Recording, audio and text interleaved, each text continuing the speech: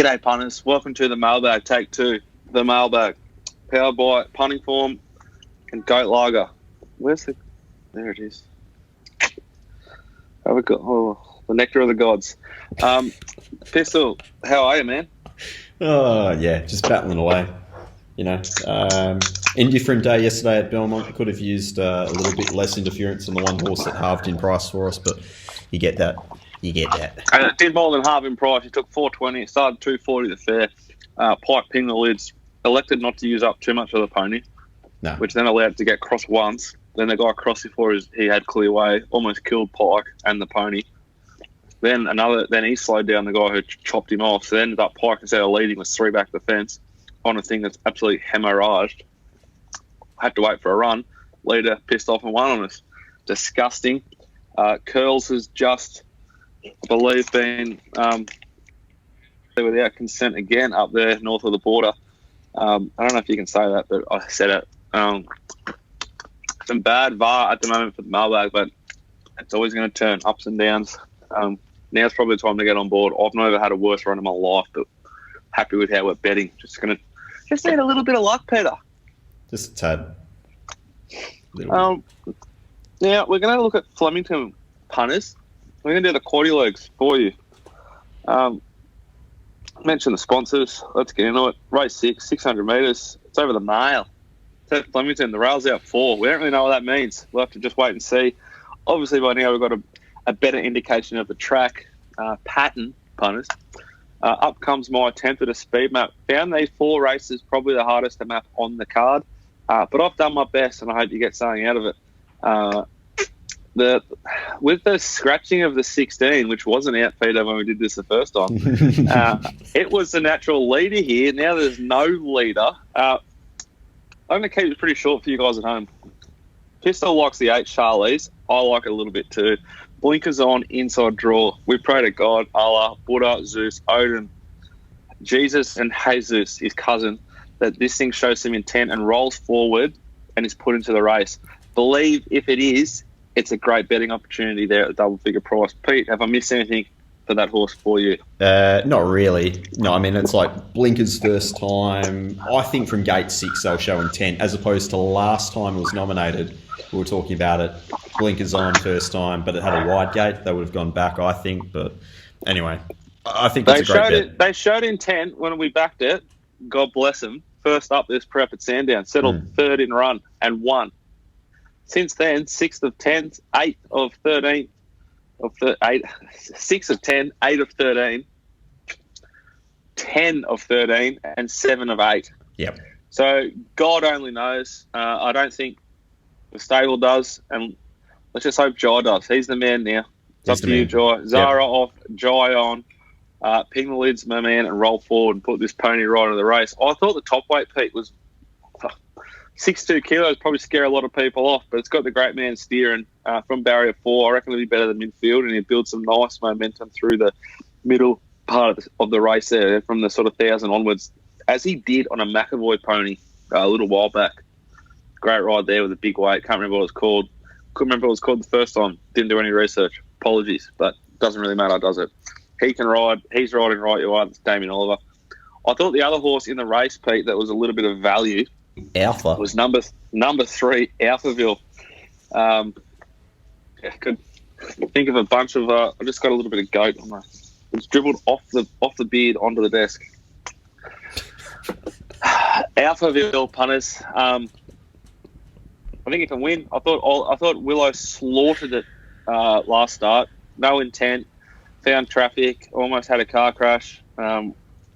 Total forgive. We backed it then. We'll back it again here. Yep. They're the 2 horses I want to back. I'll likely look to save on Right You Are. Very, very scared, Peter, of number 15, Over the Sky, who I thought was probably the horse to follow from the entire meeting 2 weeks back at Flemington. I thought the horse went enormous. I backed it up with the data. It did go enormous. From barrier 2, I just sort of thought, we're hoping for them to show some intent.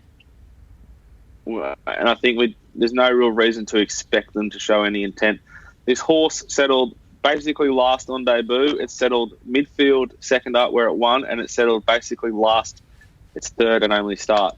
Now, Last start, Alphaville, who was a complete and utter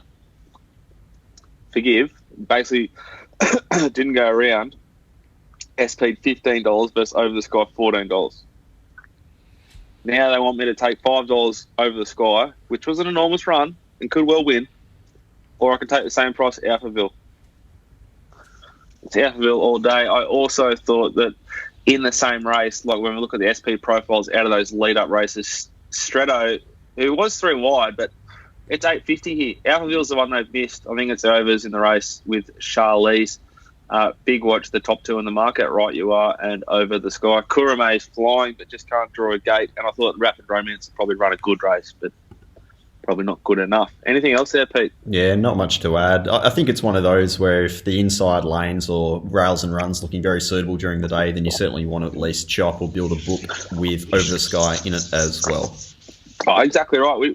It's race 6, so we can change our position. But if the track race is like sort of fast and it's big, and there's still this many horses in the race, and as we said, like that leader's come out, so could be a bit of a traffic jam. They might jump, get their spots, and go real slow. And if he's 5-4 back the fence, I don't want to be with him at that price. Race 7, mates, over the 1,600 metres. Sir Coney backs up after its beast-like performance last start at Flemington off a really strong performance at Caulfield. Horse is flying, looks to get a soft lead, leads the market here at $4.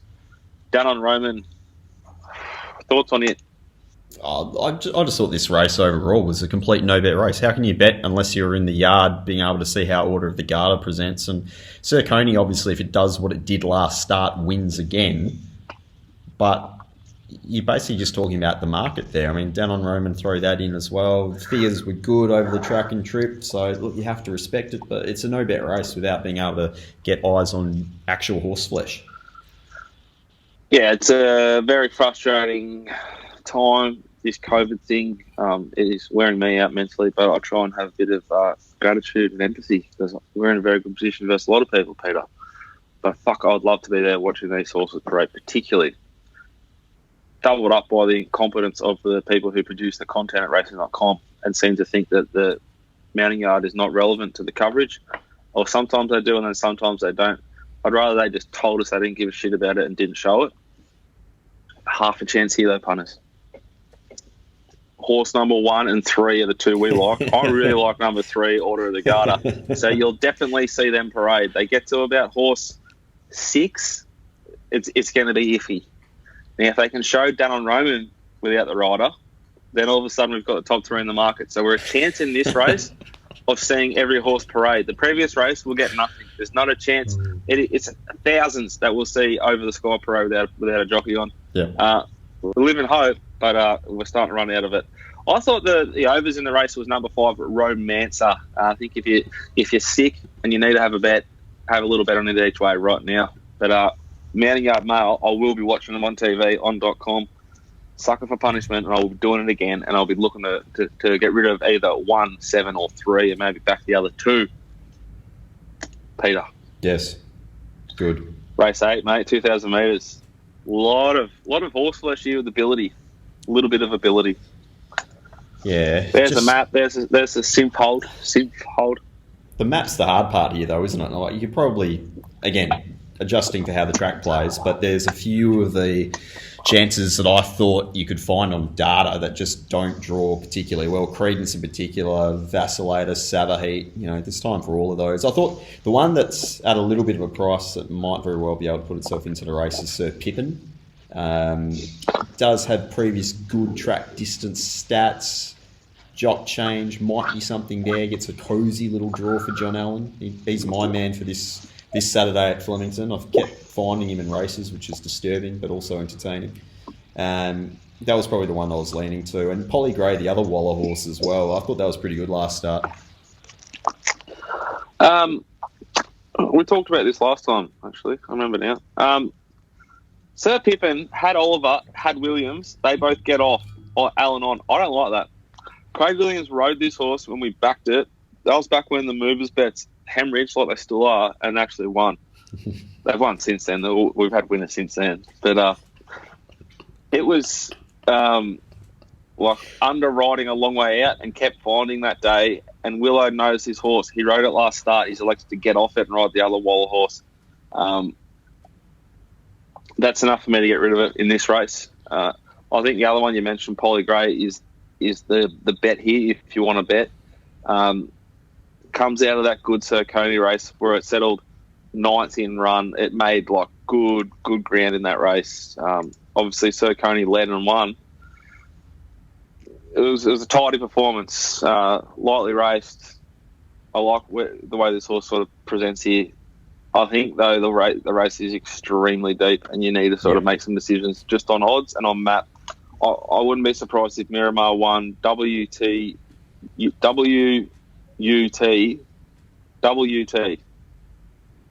number 5. It looks primed to run a big race. With a little bit of intent from barrier 3, it could sit a little bit closer. It's probably the one that I'd mark most likely to win this race. I think Southmore can win. I'm against Bartholomew Diaz. I reckon it doesn't have a heap of speed. See what it does from barrier 8. I know they rode it with intent last time, but that was a softer race than this.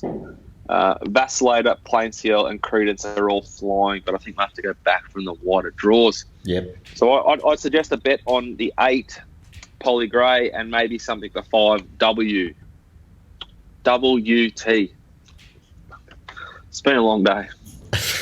I've walked 18, walked the dogs, got the dogs washed, had the kids with me both, not at golf, but every other part of it.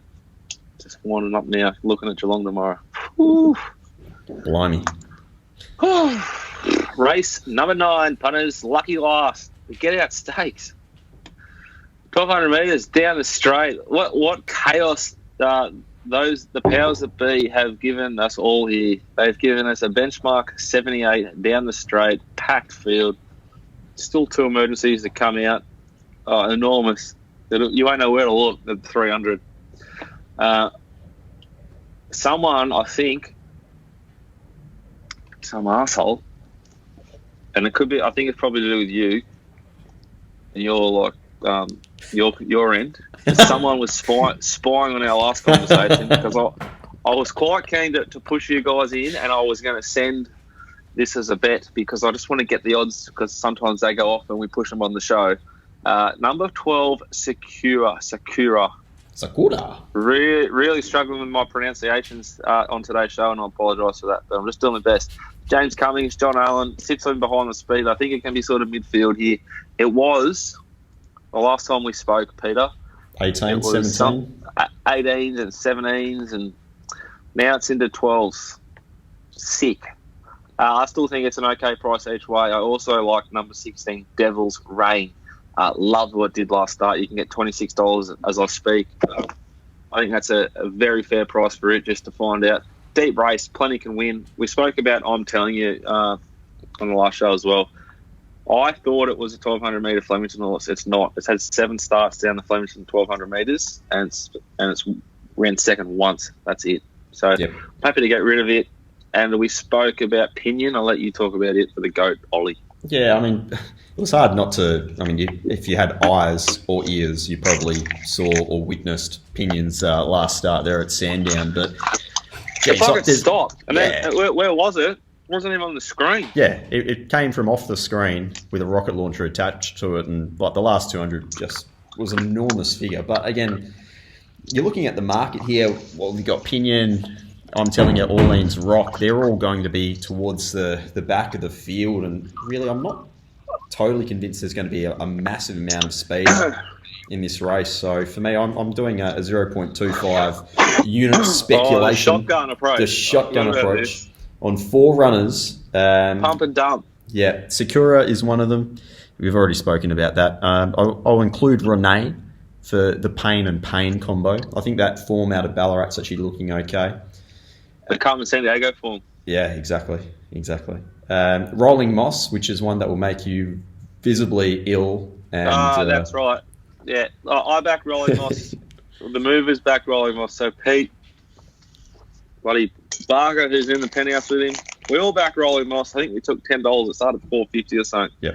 On an on-pace suited day there at Sandown, it was on pace and it stopped. So if it wins here, I'll be having a holiday. Yep. So I'm including it for sure. And price range is the other one. It's just an interesting galloper. It's had 2 starts for Mar Eustace in Australia.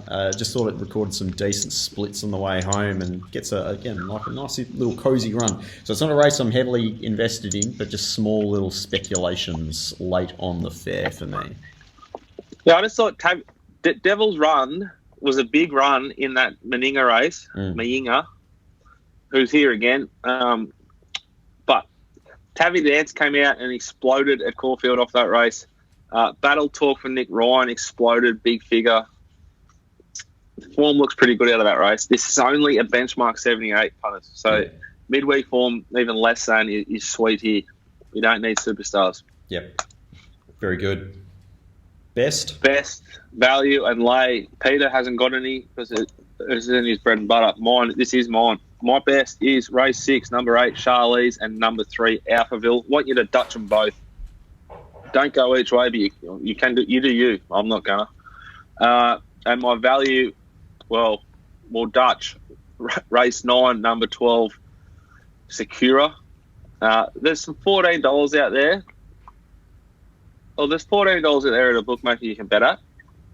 Yep. Which we won't mention because I don't get in trouble. But and also number 16, Devil's Reign. So I'm going to Dutch number 12 and 16 in race 9 and the 2 in race 6 as my best.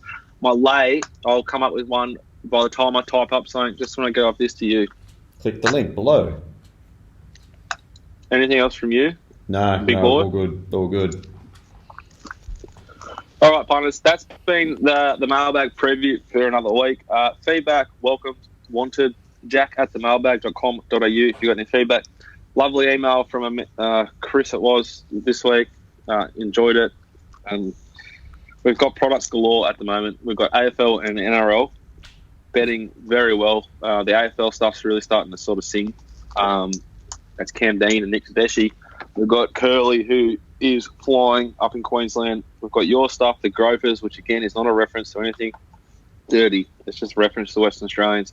And Rob Scurry is back on course and is absolutely flying. 10 out and about 27 back last week. Airborne carries the team. That's the mailbag. Enjoy your weekend. Bye-bye.